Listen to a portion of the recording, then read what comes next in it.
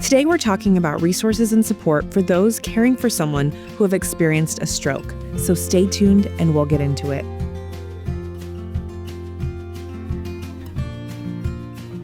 Hi, Dr. Lakelyn here. Welcome to Caregiver Chats.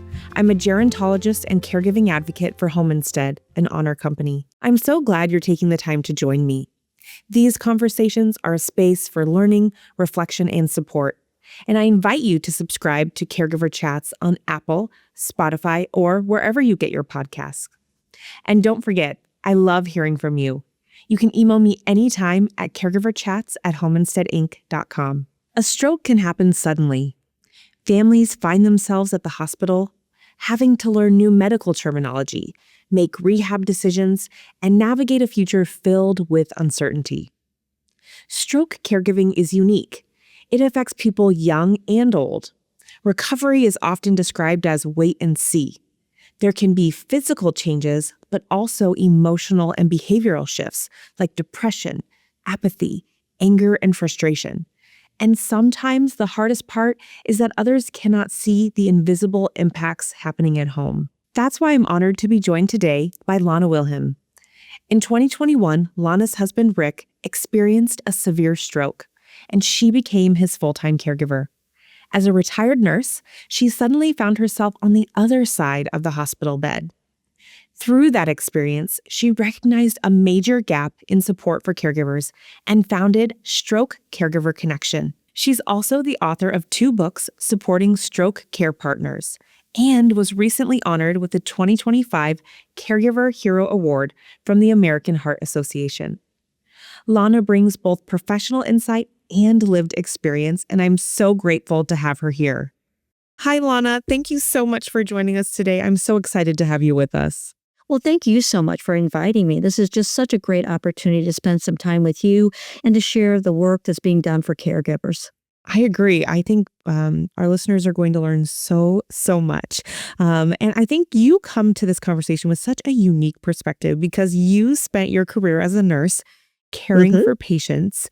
And then suddenly your husband has a stroke and you find yourself on the other side of the bed as a caregiver. So can you share a little bit about kind of your story and how your life kind of changed overnight? Absolutely. I had been a nurse for over 40 years, and like most health professionals, I thought I had a pretty good handle on what would happen if a loved one became very ill. And then it happened. My husband left to return something for me and came back in the garage saying something is very wrong. We immediately realized it was a stroke he was having and, of course, rushed to the hospital. From the moment I called 911 till today, I all of a sudden became a caregiver versus a nurse. It was a totally different world, and I was shocked. We got to the hospital, we got to the emergency room, we got through the life crisis aspect of it, and then we were in the intensive care unit. And the first time it really hit me that I was sitting on the other side of the bed, and people were coming in asking me these difficult questions. They were talking nonstop. They were telling me my husband may not make it through the night. What did I want to do? And then they asked, do you have any questions? And I was like a deer in the headlights. And all of a sudden I realized what it felt to be that person in the chair feeling like your whole life has stopped. And people are asking you what you want to do next. And you can't even wrap your head around the idea of what even happened. So I think at that point I realized my life had changed. And then as the intensive care unit progressed and rehab, I really identified the huge gap in care. And I had never, in all my 40 years, had ever thought about it. I thought I had covered it. There's a big gap between providing that medical care and thinking you're helping someone from hospital to home. And once they get home, life is just wonderful. And I did everything I could to help them. In reality, I did a great job while I was in the hospital with them, but when you get home, it's a whole different world. And no one really knows what to expect. No one really tells you what to expect because they have not been in those shoes. Yeah. Well, gosh, I can only imagine that shift and that kind of eye-opening experience that you had. And And so often on the podcast, we talk about kind of the people's journeys into caregiving. Sometimes it's like the slow caregiver creep over time, and others, they become a caregiver overnight. And that really was your situation. In a moment, your life was kind of turned upside down and you were thrust into the caregiving role. And I think that it is neat to see how you've taken your experience and are moving forward to help others, which I know we're going to dive into in just a bit.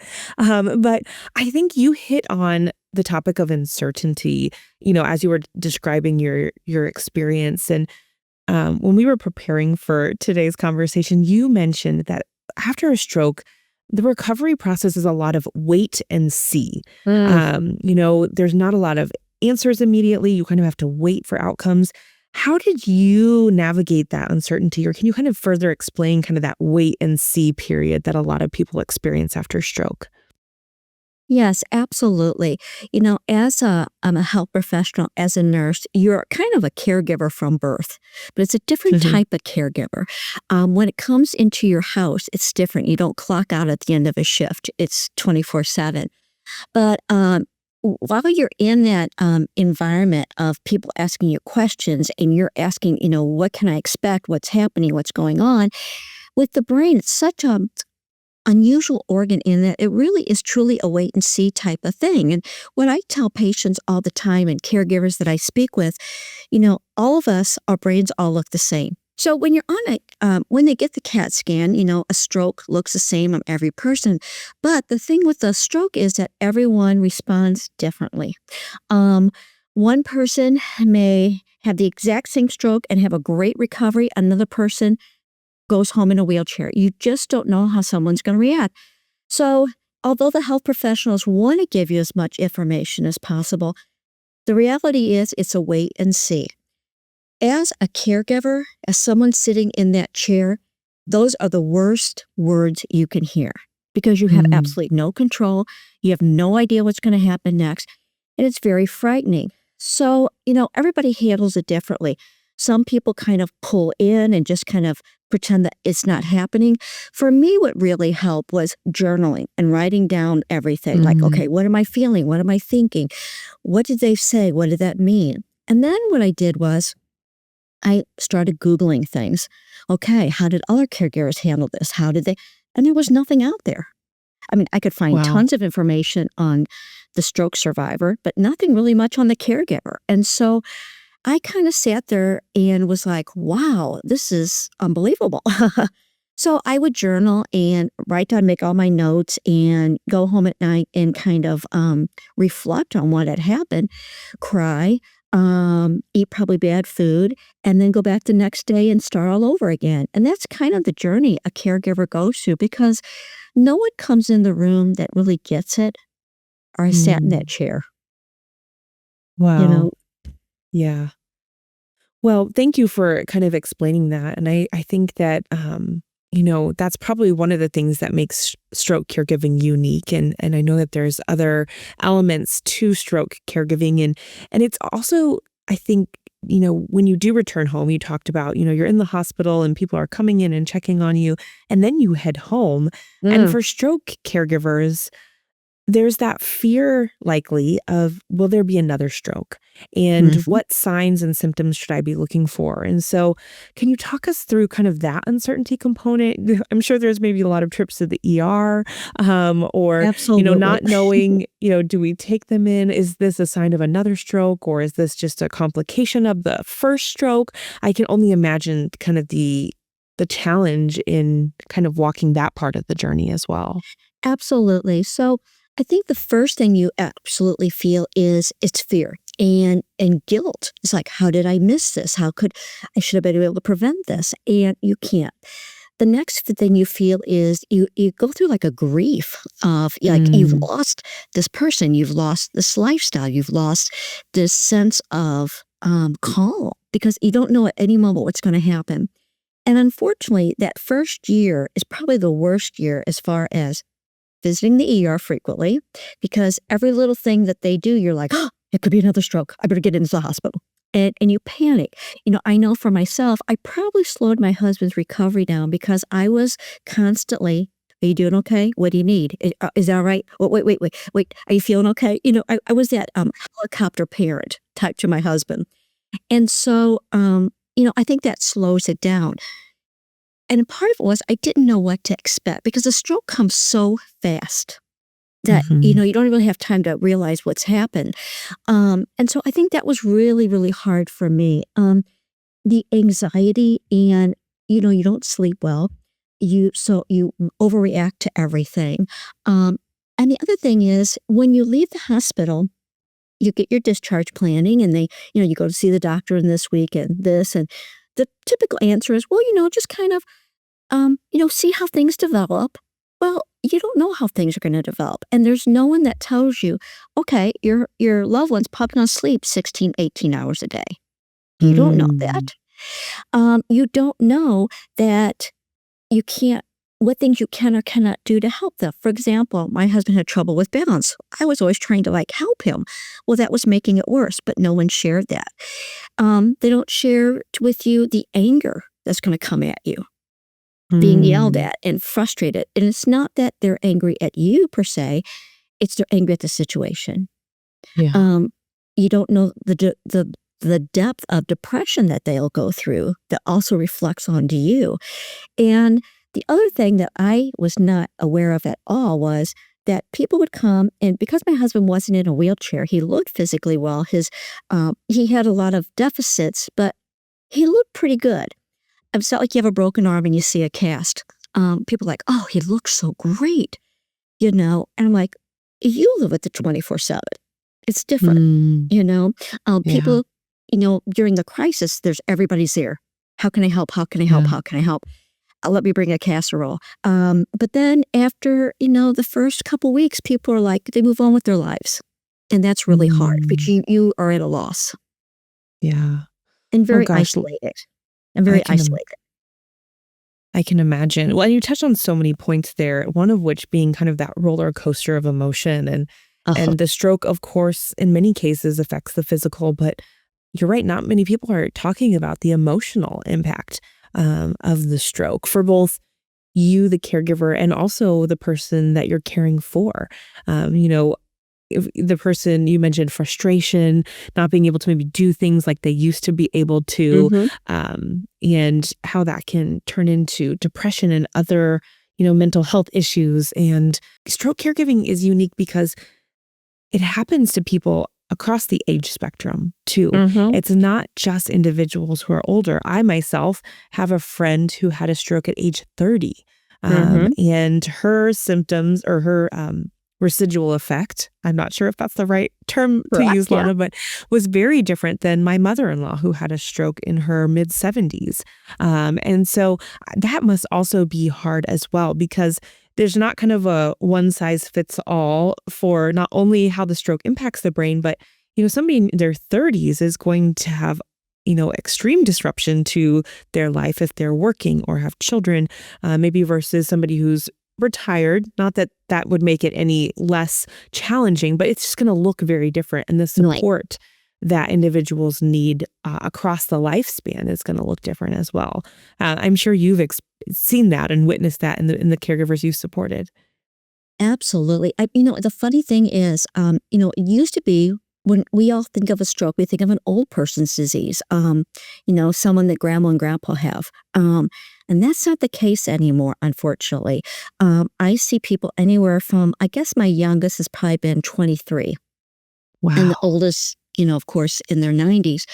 But that age group between 20 and 50, almost up to 60 now, it is such a difficult situation because it's not just a couple or two people. It's not just Mhm. the patient and the caregiver. It's now maybe young children. It's Yeah. especially someone in their 20s and 30s.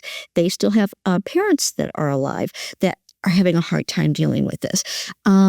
A lot of times they do not live close to family members. You know, Mm. we don't live in a society anymore where everybody lives in the same neighborhood. So if something happens, people fly in to help, but they eventually have to go home, and Yeah. it's a life changing experience. Um, you know, I have some young families, and they have young children, and they frequently ask me, what do we say to these children? What do we say? And I said, you have to be honest. You've got to be Mm. honest with them. And what I mean is, you don't have to tell them the nuts and bolts of the whole thing, but you have to say, for example, mom experienced a life-threatening illness, and it was caused because of she has a history of blood pressure that we didn't know. But this is what you and I as a family can do to help her. So make it Mm. brief, what was wrong. Doesn't have to be fancy-dancy, just what was wrong. And then give them a couple things they can do. So I had a young dad, and the wife had a stroke, and they had a child 10 and 12. And, he was at a loss. And I said, okay, here's what you need to do. Tell the 10 and 12-year-old, okay, these are the things I need you to help with. Okay, when mom comes home, you guys are responsible for your rooms. Mm. Give them something that they can hold on to, that they can do physically. Mom's having trouble talking. Can you read to her every night for 30 minutes? The more you talk to her, the better. Video games have been found to really help recovery. Even more than rehab. Have one of the boys say, "Okay, mom, we're going to play this game. You're doing this," and I said, just involve them in your life and make it now they're part of the recovery. It's not mom's leaving us. It's now we're part of her recovery. Mm. Those are great tips for those kind of young families navigating. And I'm sure, just at any age, you don't expect to be thrust into these roles. And I'm sure as a caregiver, maybe you're the spouse or the adult daughter, you're probably, you have mixed emotions too of, I'm so grateful they survived this stroke. But you also maybe have some guilt of, gosh, my life has changed. I am now navigating this whole new world and it's hard. So can you talk to that a little bit, Lana? Did you kind of go through that? I know you mentioned kind of this whole grief cycle. Talk to us about maybe the caregiver's perspective on that. When I went through it, it was I really couldn't put a word on it because my husband had survived, and I felt like I should be very happy. I should be grateful, but part of me was grieving. And I didn't even realize till a physician said, "You're going through grief." So even though Mm. that person is still with you, it's a grief process you go through. And there are days where it's like, okay, I'm so thankful that he survived, but I don't know if I'm so thankful that he survived. You're like, would it Mm. have been better to be a widow or not to be a widow? Now, 4 years out, I can definitely tell you it's better not to be. But that first year, Yeah. you're kind of like, I think for like my adult children, it was it was a huge transition for them because I think it was the first time it was hit with them that their parents aren't going to live forever, Yeah. that their relationship will now change. You know, um, what they used to come to my husband for, they now come to me for. It's just, Mm. it threw them. They just didn't know how to handle it. My daughter lives out of town, so she doesn't see it very as often as my son who lives in town. The changes. So when we go to visit, it's more overwhelming for her because Yeah. she sees it firsthand and she hasn't seen it for a while.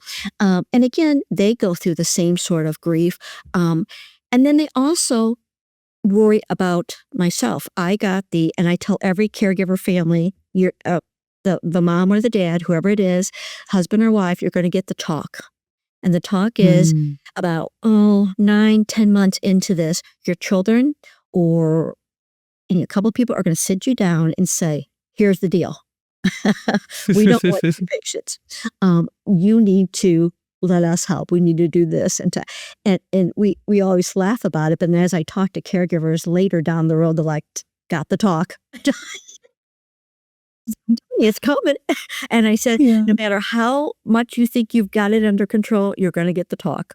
My talk involved my son telling me, Mom, how is he ever going to learn to walk if you don't let him fall? Mm.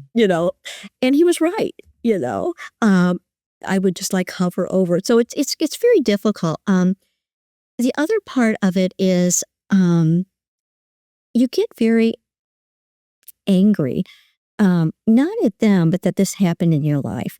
we had plans for our future. I had plans to work for the 5, 6 years, we were planning to travel, and those things are not going to happen now. Now other doors have opened up, but it it's an anger. It's like, it's very hard when you go out to dinner with friends, and we can't go with large groups anymore. It's just too much. The communication's too much. My husband lost his sense of taste, so going out to dinner is not enjoyable for him. So, we don't do a lot of those things that we typically do, or things that I enjoy doing that it's no fun for him anymore. So there's a lot of days where we're home a lot. So when someone calls and says, "Hey, you want to come over?" We're like, "Yeah." But it usually has to be just a few people we have a plan for. It's not, you can't do anything spontaneous anymore. Mm-hmm. Yeah, just another example of how life really did change overnight. And I can only imagine having to come to terms with a different outlook on how life is, the reality of what's possible and not possible. And but like you said, it's also opened up some doors for you. And so it's neat to see how you have taken your experience, Lana, and realized that gap that existed, especially for stroke caregivers. And you have really leaned in to develop this program to provide mentorship. So can you tell us about the Stroke Connection and how, the Stroke Caregiver Connection, pardon me, and how you got inspired to create that and what that all involves? Well, it came really out of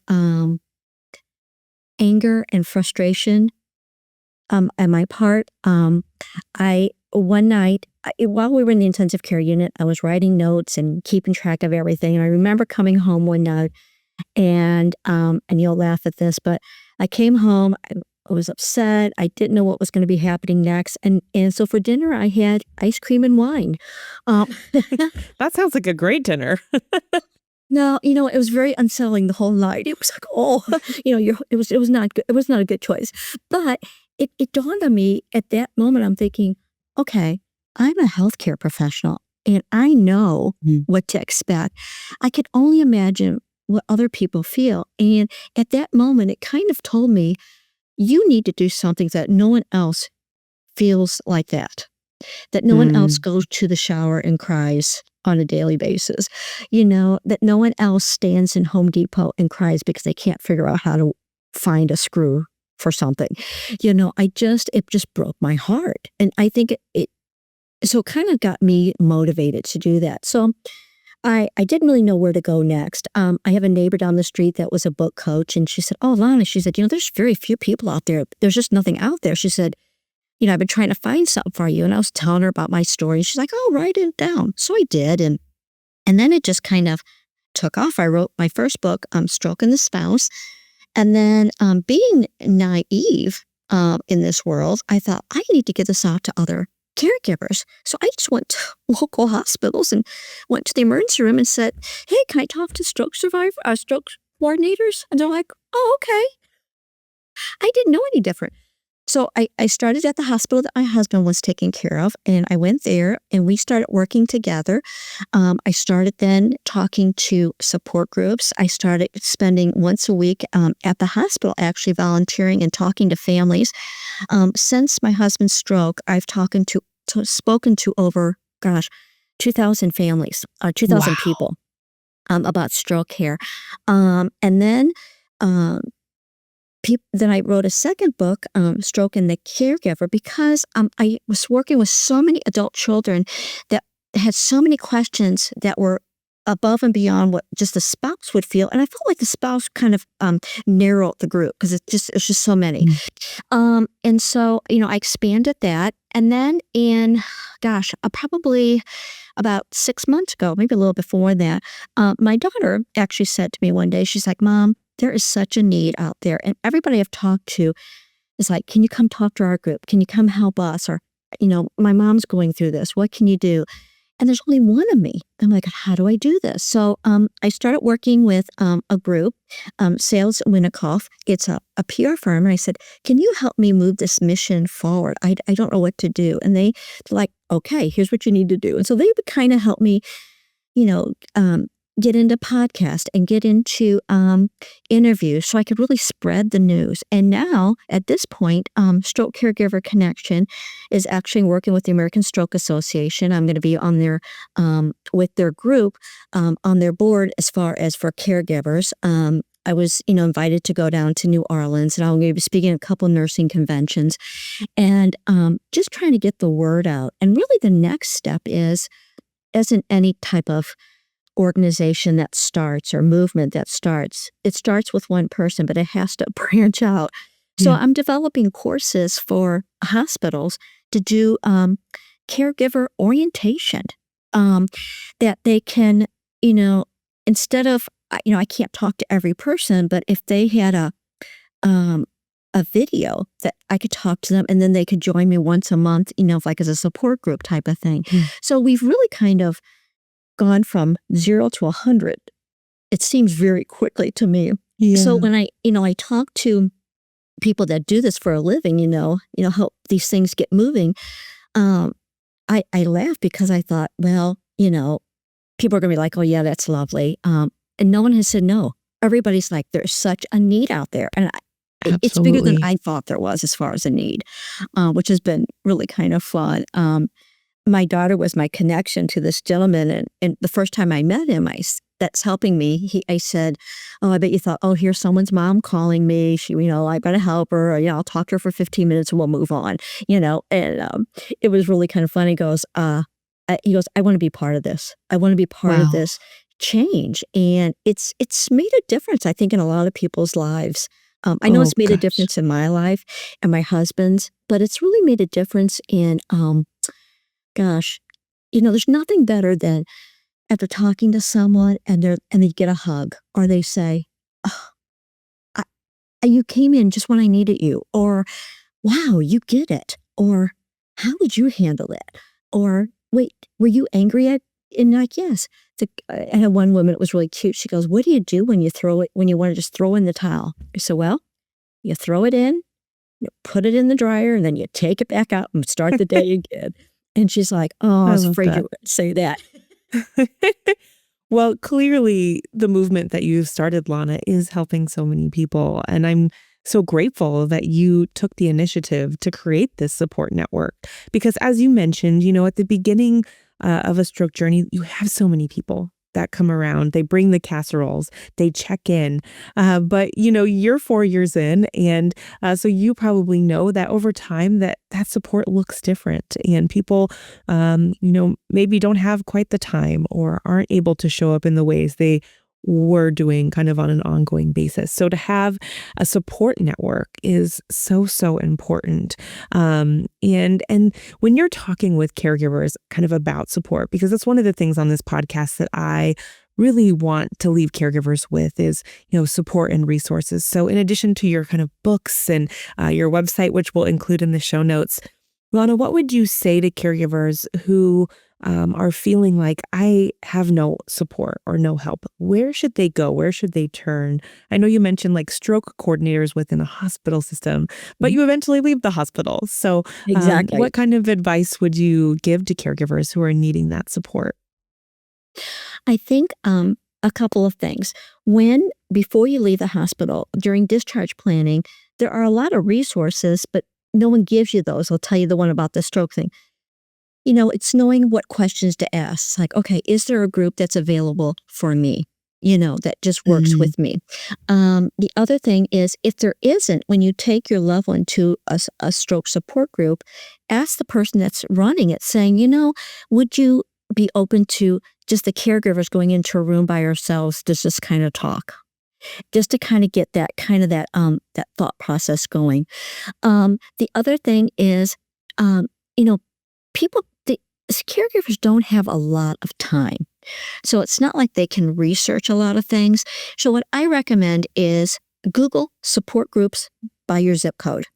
and that will at least you give you someone's.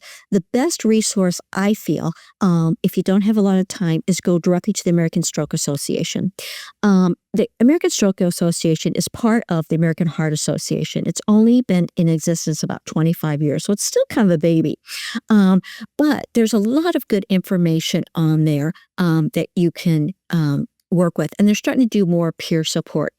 The other thing is find out from people in your church group, in a friend group, of someone that's had a similar experience. And it doesn't necessarily have to be a stroke. It could be someone that's had someone in hospice. It's someone that's dealt with someone that's had cancer, that's been on that side of it. And just take the time to say, hey, how's it going?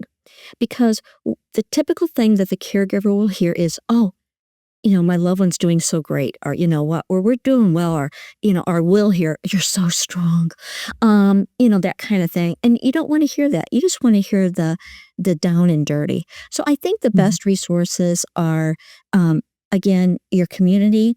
If you have a community, kind of find out who else has had something similar.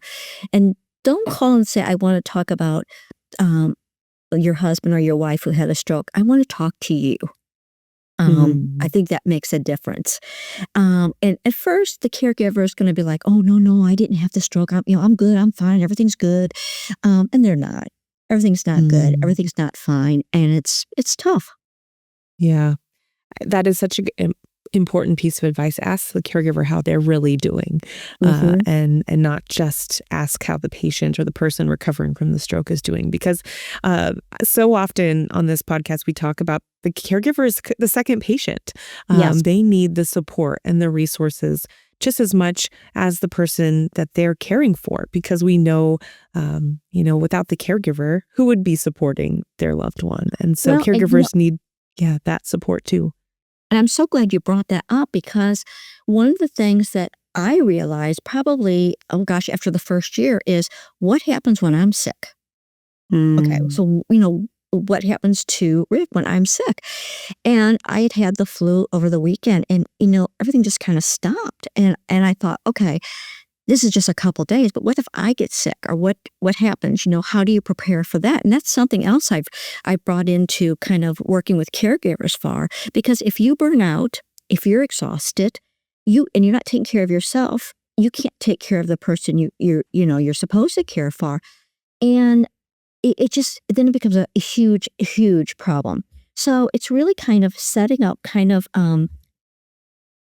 game plans of what you want to do. So, for example, I have a book, and I tell people all the time, it's a terrible name for it, but it's you get it on Amazon, and it's what do you do when I'm dead, or something like that. It's a crazy name, but it kind of tells everything you need to know. So if something would happen to me, everything is in there, all of our information.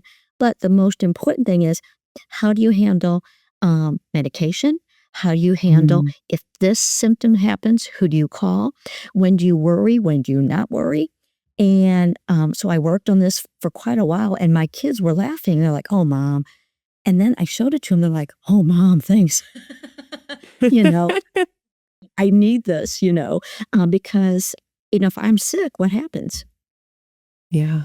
Oh, absolutely. And I think that proactive approach is so important. And caregivers, no matter their caregiving circumstance, whether it's stroke caregiving or dementia caregiving, everyone should kind of have that playbook, if you will, documented in case of emergency. And you'll be grateful you did. Hopefully you never have to use it, but if it does need to be used, that is going to be so valuable. So, what a great piece of advice. And, the way you support caregivers with just such authenticity and genuineness, it's inspiring, Lana, Cool. just to hear that you're willing to bring up the tough questions that maybe not everyone is willing to bring up, or you're helping caregivers think through the questions they really should be asking at the hospital when the doctor or nurse says, okay, what questions do you have in that moment? Gosh, so overwhelming. So thank you for the work you're doing to support stroke caregivers and the resources that you are providing. And it's so exciting to hear that you're working with the American Stroke Association, and their website will also be sure to include in the show notes so that people can connect with all of the great resources. And Lana, today, as we kind of wrap up our discussion, if you could kind of leave stroke caregivers with one last thought or piece of advice as they go through their caregiving journey, what would that be? Oh, I think the one thing that I would share, and I would hope that they walk away with, is that, you're never alone in your house. You're always with this other person, but it's a very lonely existence, but you don't have to be. You don't have to be. You don't have to isolate. You don't have to stop living. You just need to find a purpose each day, and your purpose may be small. It may be, I'm going to get out of bed today and I'm going to work in my yard. But you have to have a purpose each morning, and you have to realize that you're not alone, that there's a lot of us in the same situation, and we want to be there for you. Such a great piece of advice. And Lana, thank you again so much for joining me. I have really enjoyed our conversation.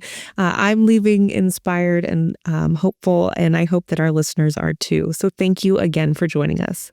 Absolutely. It was my pleasure to be here. And I think the more we get out for caregivers, it helps us all, because eventually we're all going to be a caregiver. I want to sincerely thank Lana for sharing her heart and wisdom with us today. Her work through Stroke Caregiver Connection is making such a meaningful difference for stroke caregivers everywhere. To our listeners, if you're caring for someone after a stroke, please know this. It's normal to feel grateful and overwhelmed. It's normal to worry, to wonder how life changed so quickly. But also know that you are not alone and there is support available. If today's episode resonated with you, please subscribe, leave a review, and share it with someone you know who might need it. You can always reach me at caregiverchats@homeinsteadinc.com. You can also follow us on social media at homeinsteadinc for updates and caregiving tips. Thank you for listening, and please remember to take good care of yourself while you care for others. Caregiver Chats is brought to you by Home Instead. If you're looking for in-home care to support you on your caregiving journey, please visit homeinstead.com to learn more.